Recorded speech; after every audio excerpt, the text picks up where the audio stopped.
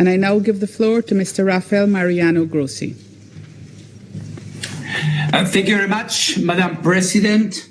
I would like to thank the Secretary General for his permanent support to the IAEA and myself in the discharge of my duties. I also like to thank the Assistant Secretary General for his intervention right now. I have convened a special session of the Board of Governors of the IAEA tomorrow morning in Vienna to continue the consideration of this issue that this body has started today, or has continued today, rather. Secretary General, Madam President, dear permanent representatives, colleagues, the nuclear non-proliferation regime that has underpinned international security for more than half a century is on the line. The dramatic events in Iran have become even more serious with last night's bombardments and the potential widening of the conflict. We have a window of opportunity to return to dialogue and diplomacy. If that window closes, violence and destruction could reach unthinkable levels, and the global non-proliferation regime, as we know it, could crumble and fall. Iran, Israel, Iran, the Middle East need peace, and there is a path for diplomacy.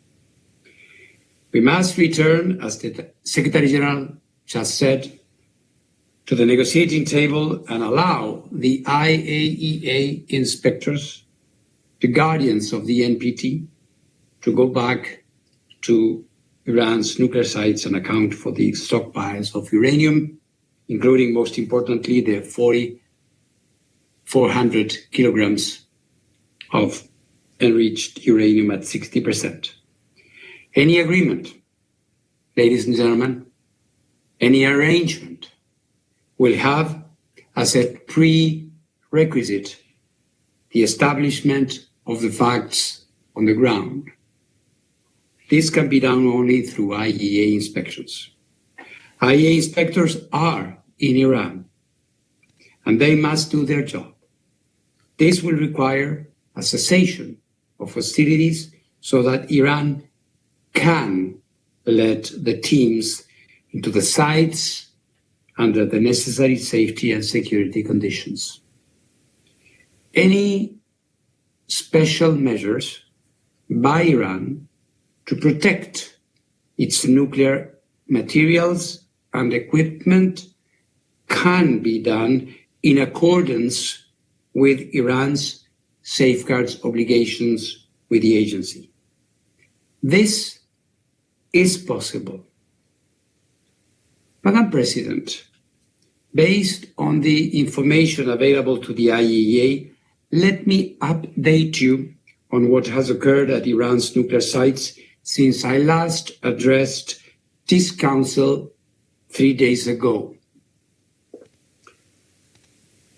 Craters are visible at the Fordow site, Iran's main location for enriching uranium at 60%, indicating the use by the United States of America of ground-penetrating munitions.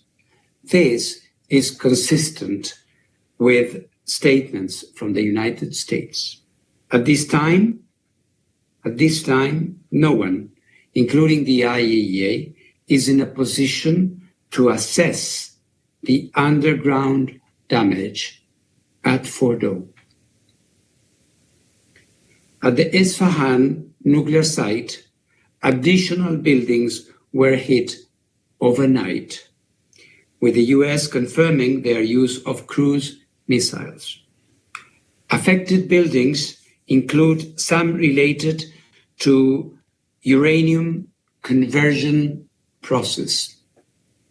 Also, at this site, entrances to tunnels used for the storage of enriched material appear to have been hit. At the Natanz enrichment site, the fuel enrichment plant has been hit again, with the US confirming that it used ground-penetrating munitions. Iran has informed the IAEA there has been no increase in off-site radiation levels at the 3 sites. The situation at all other sites in Iran remains as I described them to you 3 days ago. We continue to monitor the situation and encourage the Iranian regulator to maintain its indispensable contact with the IAEA's Incident and Emergency Center. Madam President, the IAEA has consistently underlined, as stated in General Conference resolutions, that armed attacks on nuclear facilities should never take place and could result in radioactive releases with grave consequences within and beyond the boundaries of the state, which has been attacked. I therefore again call on maximum restraint. Military escalation threatens lives and delays a diplomatic solution for the long-term assurance that Iran does not acquire a nuclear weapon. It also threatens the global non-proliferation regime. As I stated 3 days ago and before, I am ready to travel immediately and to engage with all relevant parties to help ensure the protection of nuclear facilities and the continued peaceful uses of nuclear technology in accordance with the agency's mandate. With your support, the IAEA can deploy nuclear safety and security experts to Iran immediately, in addition to our safeguards inspectors, wherever they are needed.